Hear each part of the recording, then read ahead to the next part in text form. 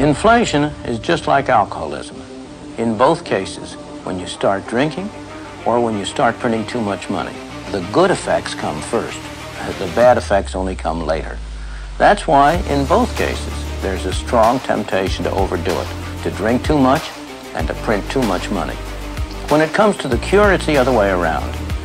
When you stop drinking or when you stop printing money, the bad effects come first and the good effects only come later. That's why it's so hard to persist with the cure. Terrible saying in Australia. Everyday Aussies are like, cash is king. And I'm like, cash is trash. Cash is trash. It's trash. And they're like, oh, cash is king and I'm going to slip it over here and I'm self-employed and I pay no tax. And because I pay no tax, I'm really smart. I'm like, but if everything you've ever worked for is sitting in cash, it's like a rubbish dump. Yeah. And it's just diminishing every day. You know, there's this American guy, Michael Saylor. He's a big Bitcoin advocate. He owns billions of Bitcoin. He says, what do you call a person who saves cash? Poor. Why would I save money when they print money? They can print as much as they like. Then they tell you, so go to school, you get a job, you become an employee, you pay taxes because you're working for money. Then they tell you to save money. So let's say you save $1 US or €1 or €1. The banking system can lend out 10. So the entire system is called the fractional reserve system. The fractional reserve system is also printing money. And then they tell you to save money. So they want you to save money so they can lend out your money 10 times. So your dollar became worthless 10 times over. They used to pay you 10% interest on your money. Now it's at best 1%. And they're still lending it out 10 times. So that's why you don't save money, is because your money is becoming worth less and less and less and less and less. The banks are getting richer and richer and richer.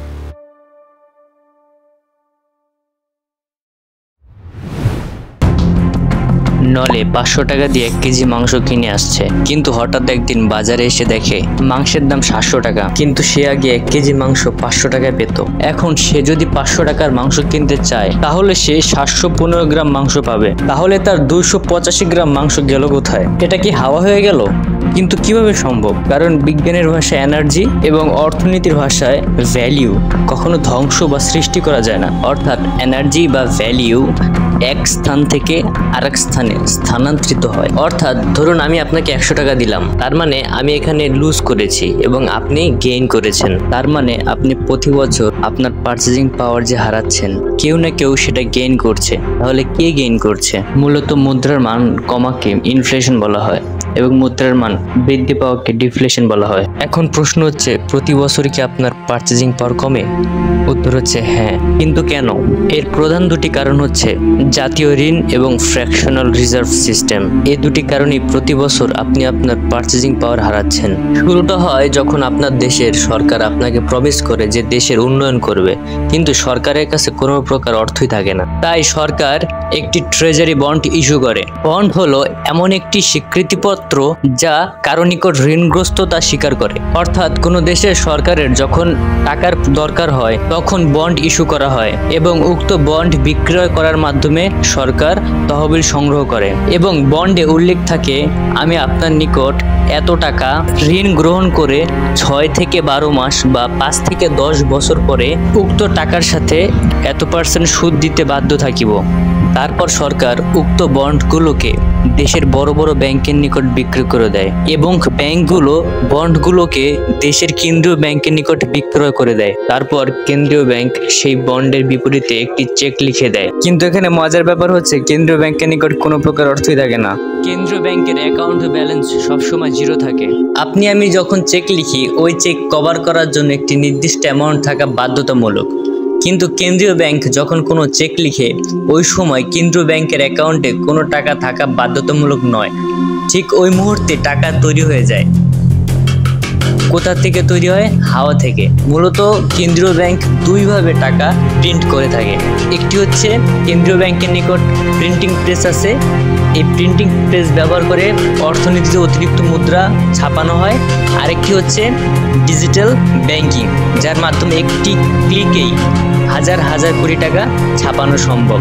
এভাবে সরকারের যখন টাকার প্রয়োজন হয় এবং ওই উক্ত বন্ডে সুদ প্রদান করার সময় এসে পড়ে, ঠিক ওই মুহূর্তে সরকার আবার ট্রেজারি বন্ড ইস্যু করে এবং এই ট্রেজারি বন্ডগুলো দেশের বড় বড় ব্যাংকের নিকট বিক্রয় করে এবং উক্ত বন্ডকে আবার কেন্দ্রীয় ব্যাংকের নিকট হস্তান্তর করে আবার কেন্দ্রীয় ব্যাংকের থেকে তহবিল সংগ্রহ করে, এভাবে একটি সাইকেল চলতে থাকে। এর ফলে এখানে দুটি জিনিস ঘটে। প্রথমটি হলো অর্থনীতিতে অতিরিক্ত মুদ্রার ফলে সাপ্লাই এবং ডিমান্ডের কারণে মুদ্রার মান হ্রাস পায় এবং উক্ত দেশের সকল জনগণ একটি জাতীয় ঋণের বোঝা এসে পড়ে। এর ফলে প্রত্যেক ব্যক্তির পারচেজিং পাওয়ার হ্রাস পায় এবং উক্ত সকল ব্যক্তিরা জাতীয় ঋণের বোঝা ঘাড়ে এসে পড়ে। আপনাকে, আমাকে, সবাইকে এর বোঝা সারা জীবন বইতে হবে। ইনফ্লেশনের আরও একটি বড় কারণ হচ্ছে ফ্র্যাকশনাল রিজার্ভ সিস্টেম। এটি শুরু হয় যখন আমরা ব্যাংকের টাকা জমাই। ধরুন আপনি ব্যাংকে 1 লক্ষ টাকা জমা রাখলেন।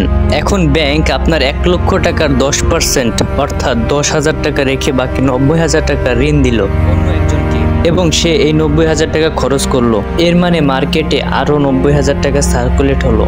তাহলে আগের 1 লক্ষ টাকা এবং এখনকার 90,000 টাকা, তাহলে 1,90,000 টাকা আজকে মার্কেটে অতিরিক্ত সাপ্লাই হলো এবং যে 90,000 টাকার পণ্য বিক্রয় করেছিল সে ওই 90,000 টাকা আবার ব্যাংকে জমা রাখলো।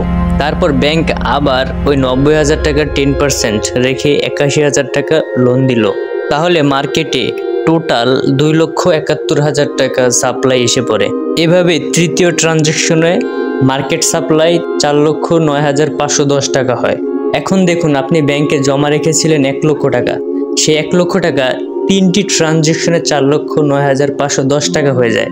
মূলত এভাবে আমাদের অর্থনীতিতে কৃত্রিমভাবে ট্রিলিয়ন ডলার ঘুরছে।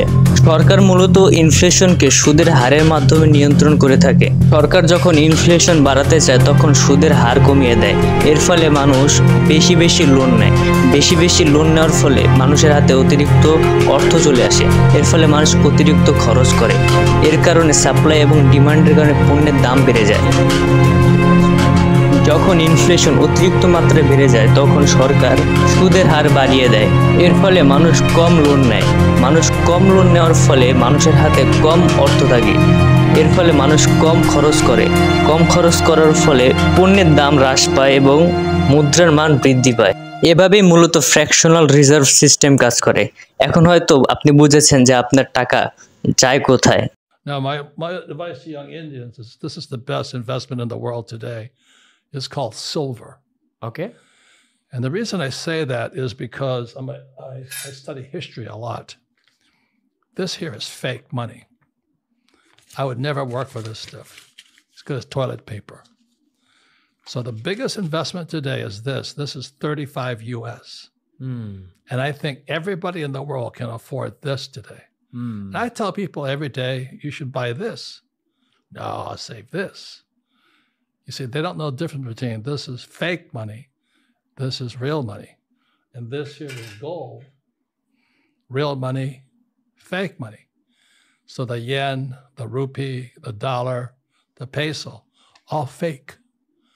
So when I was 9 or 10 years old, I started finding that out. I said, how come they don't teach us money at school? Well, they don't want you to know it's fake.